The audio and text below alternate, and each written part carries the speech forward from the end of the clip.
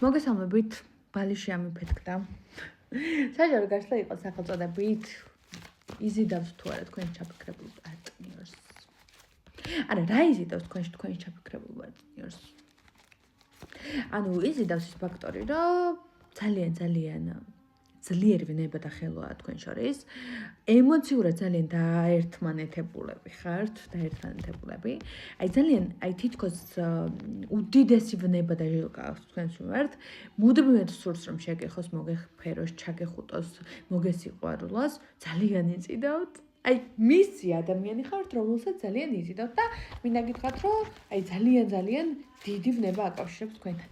გარდა სიყვარულისა. და მე მგონია, რომ ჯერ ვნება არის, რაღაცა ქიმია, ეს კონსტრუქცია და შემდეგ ამ ყველაფრის მერე მოდის სიყვარული. მე ეგრე მგონია.